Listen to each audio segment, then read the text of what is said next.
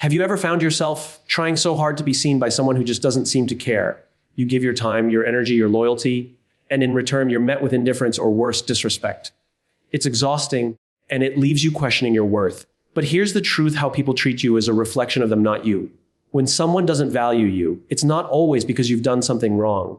Often, it's because they are blind to value that doesn't serve their ego or immediate gain. So instead of fighting for space in someone else's world, you have to ask yourself, why am I shrinking in mine? The secret to dealing with people who don't value you isn't about teaching them your worth.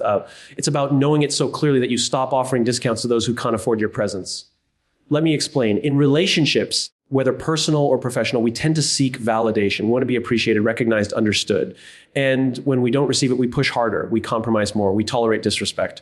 We lose ourselves just to be accepted by people who never planned to value us in the first place. This is the dangerous loop, chasing validation from those incapable of giving it. The more you chase, the more you reinforce the idea that their opinion defines your value. But here's a powerful truth: you do not need to be understood by everyone. You just need to understand yourself. When you're clear on your values, your purpose, your boundaries, you don't tolerate being treated like an option. You don't need to argue your worth, because your life stops being a negotiation and starts becoming a declaration. Think about this. If you had a 100 bill and someone said, it's only worth 10, would the bill actually lose value? Of course not. The problem isn't the bill, it's the perception of the person holding it. The same goes for you. So how do you actually deal with people who don't value you? First, you stop begging for respect. Respect isn't asked for, it's expected and reciprocated. Second, you learn to disengage without bitterness. Distance isn't always punishment, it's protection. Third, you fill your life with those who reflect back your light, not those who try to dim it. And here's something even more important: you learn to forgive. Not for them, but for yourself. Because holding on to resentment only binds you to their influence. Let go not to forget, but to free your focus for what truly matters: growth, peace, and alignment. People who don't value you aren't your enemies. They are your teachers. They show you where you've been too generous with your time, too careless with your boundaries, too willing to trade your peace for proximity. And once you learn the lesson, you no longer need to repeat the pattern. Dealing with people who don't value you is not about revenge. It's not about proving them wrong. It's about remembering that your energy is sacred, and not everyone is qualified to receive it.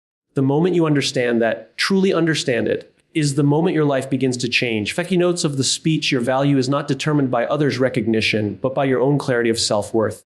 Seeking validation from those who don't value you leads to emotional burnout and loss of identity. Setting boundaries is not about distance. It's about self-respect and preservation of energy. People who don't value you are often unqualified to understand your worth. Don't let them define it. The lesson isn't about changing others, but about choosing yourself with peace, grace, and purpose. Your value is not determined by others' recognition, but by your own clarity of self-worth.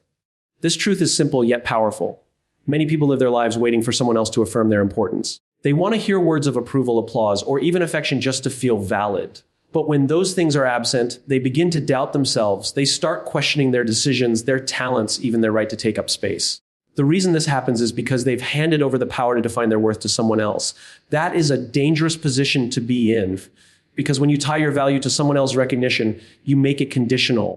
And conditional worth is fragile. It breaks the moment the other person changes their mind, withdraws their attention, or fails to understand you. Think of a diamond buried underground. It doesn't lose its value just because no one's discovered it yet. Its worth is inherent.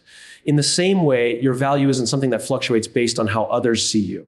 It's something that must be rooted deep within, in the knowledge of who you are, what you stand for, and what you bring to the table. But that inner clarity doesn't just happen. It has to be built. It comes from self-awareness, reflection, and choosing not to measure yourself against shifting standards. We live in a world that rewards visibility. If you're not being liked, followed, praised, or noticed, you start feeling invisible. And that sense of invisibility becomes painful when you haven't developed a strong internal compass. So what do most people do? They try to become more visible. They become louder, more agreeable, more available. But the irony is that the more you try to be seen by people who don't even care to look closely, the more you lose sight of yourself. And that is how people end up feeling empty, even in a crowd. Clarity of self-worth means knowing that you are valuable, not because someone else says so, but because you've done the work to believe it yourself. It means recognizing that your kindness, your intellect, your passion, your principles, and your peace are not up for auction. It means you don't have to lower your standards or silence your voice just to fit into someone else's frame of reference. You become okay with not being everyone's favorite. You become okay with not being chosen because you already chose yourself. People often say, if they can't see your worth, it's their loss. And while that sounds comforting, it misses something deeper. The issue isn't just that they missed your worth. It's that you expected them to define it in the first place. You expected someone to see you clearly when they don't even see themselves clearly. You hope someone would appreciate you deeply when they don't even appreciate their own life. That's a cycle of disappointment waiting to happen. You are not responsible for teaching people how to value you. You are responsible for showing up in your truth with consistency and allowing your presence to speak for itself. You don't need to convince anyone of your loyalty or your goodness. You simply need to live it and trust that the right people will notice while the wrong ones naturally drift away. But this requires strength. It requires self-discipline. It requires tuning out the noise and tuning into your inner voice, the one that knows your journey, your pain, your sacrifices. You begin to walk differently when you know who you are. You stop trying to impress and instead start to express. You become less interested in proving and more focused on growing. Your self-worth becomes quiet but unshakable. It no longer needs to shout to be heard. When you develop clarity of your self-worth, everything changes. You make better decisions. You stop chasing unavailable people. You start protecting your peace. You choose quality over quantity in every area of life. Relationships, work, conversation time. You become selective, not out of arrogance, but out of wisdom. You understand that not everyone is meant to sit at your table because not everyone respects what you're serving. And in this clarity, you begin to find a sense of power. Not power over others, but power within yourself. The power to walk away, the power to say no, the power to be alone without being lonely. You realize that self-worth isn't a feeling, it's a foundation. And once it's set, no rejection, no criticism, and no silence from others can ever shake it. Seeking validation from those who don't value leads to emotional burnout and loss of identity. This is one of the most silent yet destructive patterns we fall into. At first, it may look harmless. You try a little harder, give a little more, speak a little softer just to be accepted or appreciated. But over time, what begins as a small compromise becomes a lifestyle of self-neglect.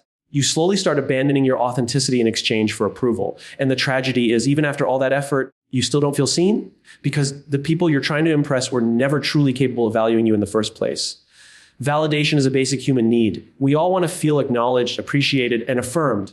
But when that need becomes dependent on someone who constantly withholds it, you enter a dangerous emotional loop. You begin to interpret their coldness as a sign that you're not enough, so you double your effort. You become hyper aware of your words, your actions, and your flaws. You start questioning your value based on their reactions or lack thereof. This becomes exhausting. Emotionally, it feels like running a marathon on a treadmill, moving constantly but getting nowhere. What makes it even harder is that the validation you're chasing is often inconsistent. There might be moments when they show a little attention, say something nice, or act like they care. And those small moments keep you hooked.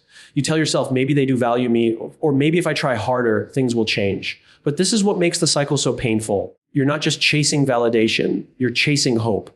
Hope that you'll finally be good enough in their eyes.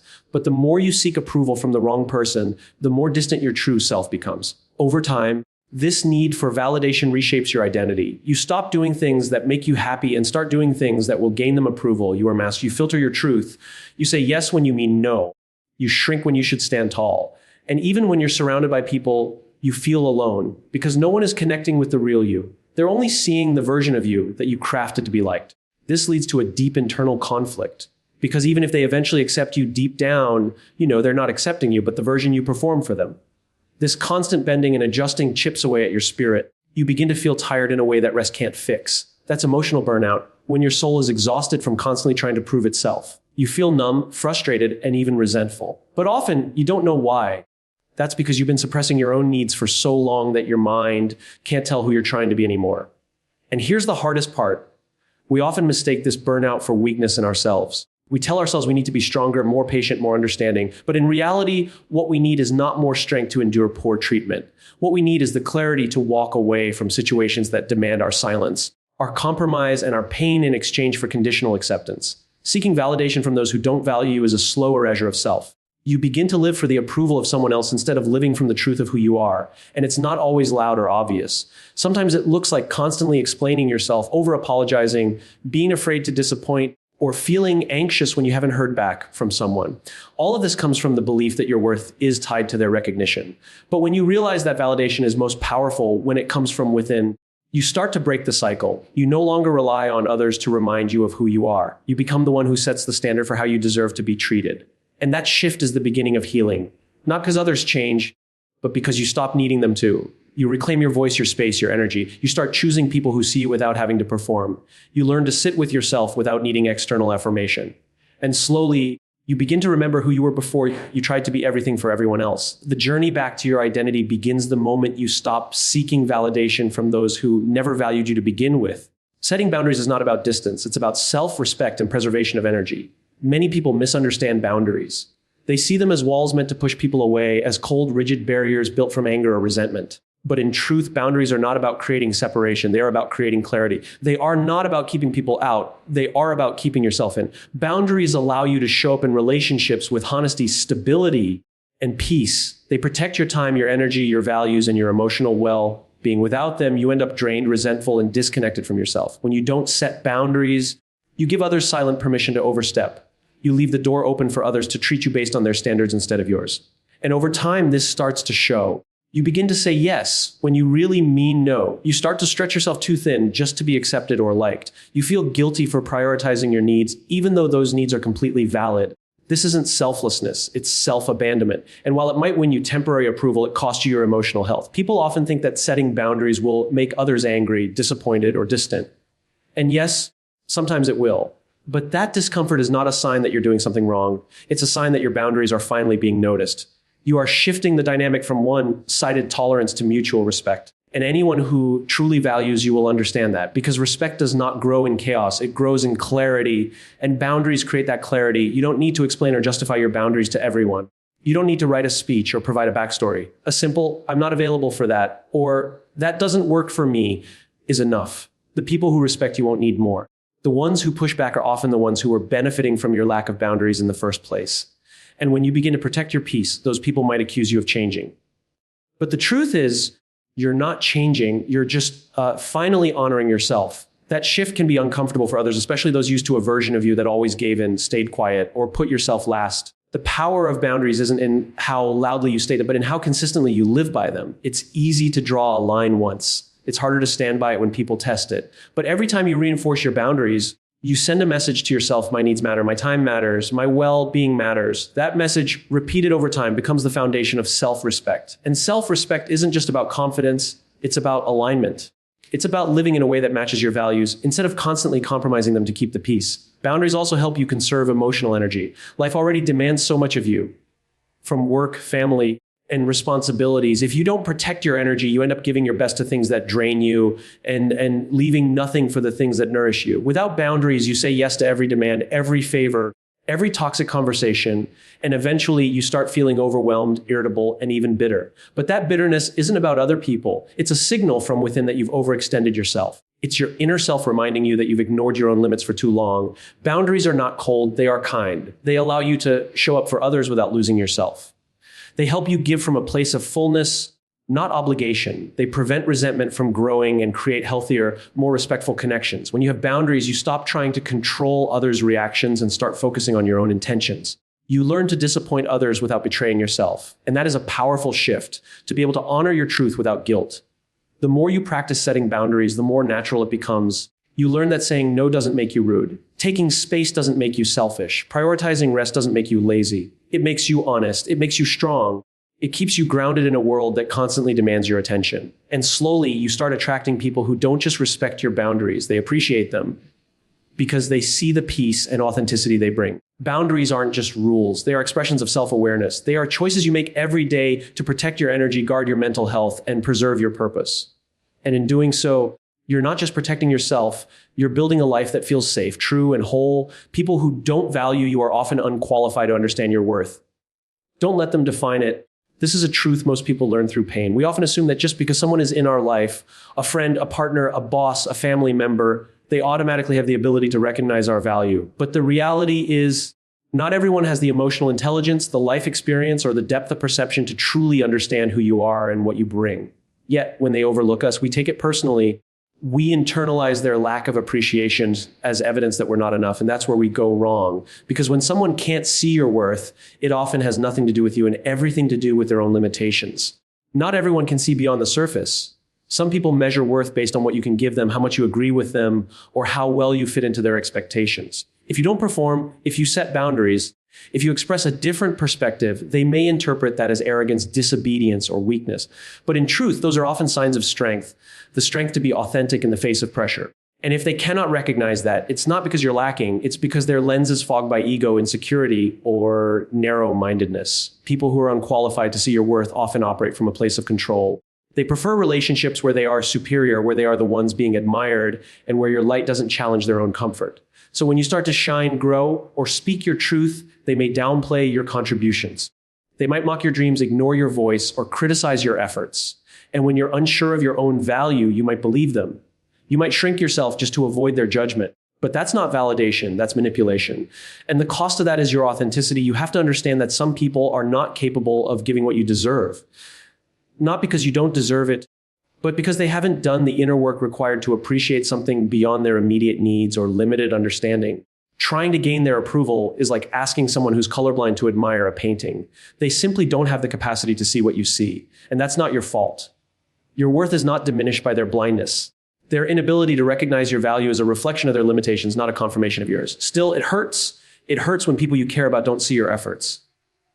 It hurts when your loyalty is taken for granted, when your compassion is overlooked, when your presence is treated like it's replaceable. But that pain is not a sign to work harder for their attention. It's a signal to stop giving your energy to people who were never qualified to hold it in the first place. You don't need to argue for your worth. You don't need to prove it. Worth is not something to be earned from others. It is something to be remembered within yourself. Once you truly understand your worth, you stop over-explaining, over-giving, and overstaying in places where you are not honored. You stop tolerating people who drain your energy and distort your value. You begin to filter your relationships through a new lens. Not, do they like me? But, do they see me?